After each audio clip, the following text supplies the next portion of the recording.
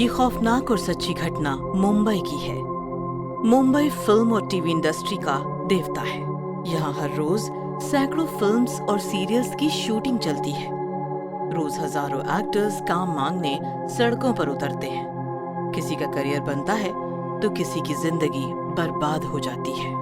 शनाया भी ऐसी ही एक एक्ट्रेस थी जिसने मुंबई में रहकर खून पसीना एक किया और आज वो टीवी इंडस्ट्री की क्वीन है। आज हालात ऐसे हैं, शनाया शो में ना हो तो शो का टीआरपी ही नहीं बढ़ता। इसीलिए काम देने के लिए शनाया के घर के सामने प्रोड्यूसर्स की लाइन लग जाती है। लाइन तो लगनी ही थी। शनाया बेहद खूबसूरत थी और साथ ही साथ बेहद टैलेंटेड भी। शुरू में उसे तकलीफ हुई, लेकिन बाद में जो ग्रैंड सक्सेस मिला उसने उसे सब कुछ दे दिया। सक्सेस की वजह से शनाया बहुत ही घमंडी हो गई थी।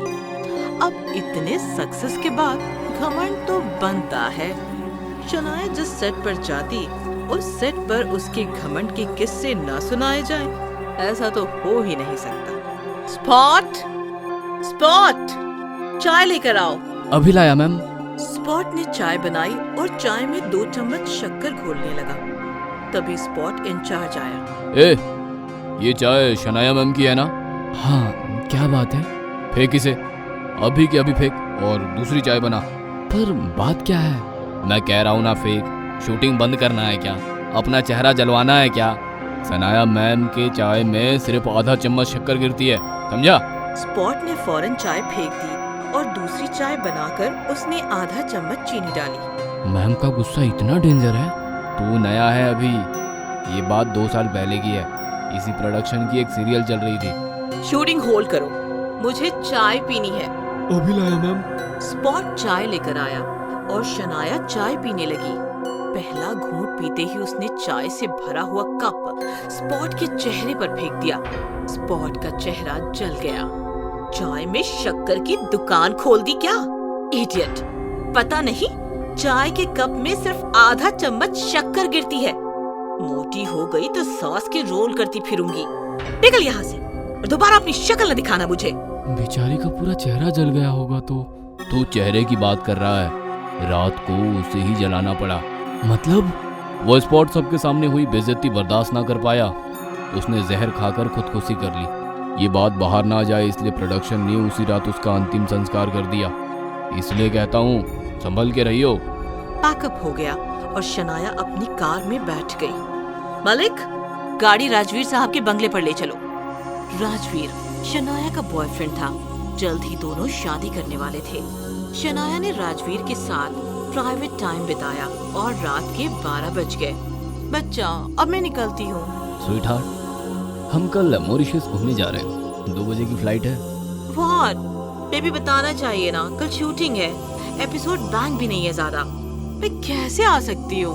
वो तुम देख लो, जाना तो फाइनल है। ठीक है, मैं आज रात यहीं रुकती हूँ। सुबह 4 बजे की शिफ्ट लगाकर 12 बजे तक शूटिंग करूंगी और फिर हम दोनों निकल जाएंगे।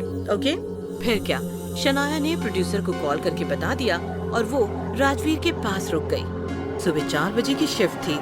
शनाया सेट पर पहुंची तो कोई पहुंचा नहीं था। कहा था मैंने 12 बजे पैकअप करना है, फिर भी कोई नहीं आया। आने दो सबको, फिर देखती हूँ। तभी एक नया स्पॉट मेकअप रूम में आया। मैम, आपके लिए कुछ लाऊं? नए ज्वाइन हुए हो? हाँ, नाम है बिरजू। कोठारी सर ने बताया 4 बजे की शिफ्ट है तो मैं 3 बजे ही पहुंच गया था। ठीक है, चाय लेकर आओ। बिरजू निकल गया और थोड़ी देर बाद चाय लेकर आया। जैसे ही शनाया ने पहला घूंट पिया, चाय बेहद मीठी थी। उसने झट से चाय का कप बिरजू के चेहरे पर फेंक दिया और नजरें उठाकर बिरजू की तरफ देखा तो उसकी सांसें ही रुक गई। बिरजू का चेहरा ही नहीं, उसका पूरा शरीर जला हुआ था। पूरा शरीर हरे और नीले रंग का था। बिरजू इंसान नहीं, एक भयानक भूत था। भूत नहीं, बिरजू। वही बिरजू जिसके मुंह पर 2 साल पहले तुमने चाय फेंकी थी। सबके सामने बेइज्जती करके जिसे जहर खाने पर मजबूर किया था। घमंडी औरत, मैं तुम्हें छोड़ूंगा नहीं।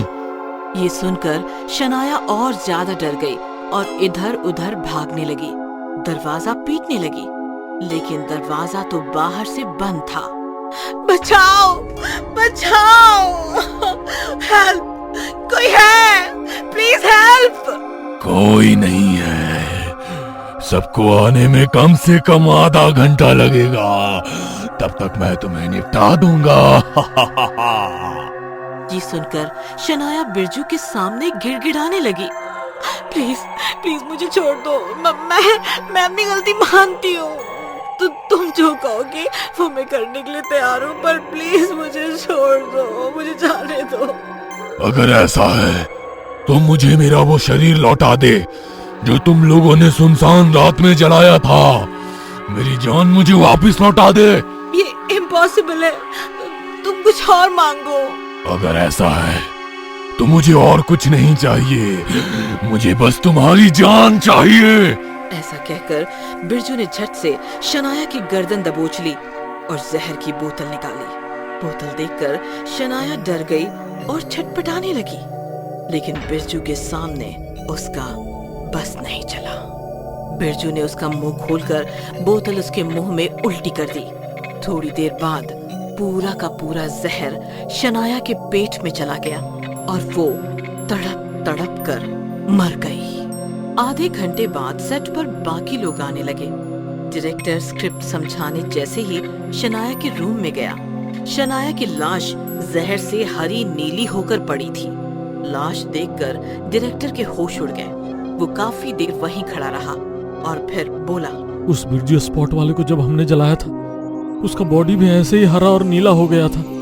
अब मैडम का बॉडी भी ठीक वैसे ही, मतलब। तभी बिरजू के भूत ने पीछे से आकर डायरेक्टर का गला दबाया। मतलब बिरजू इज बैक। अब बिरजू किसी को नहीं छोड़ेगा। हाँ, जो बिरजू को शमशान पहुंचाया, बिरजू उन सबको मारेगा।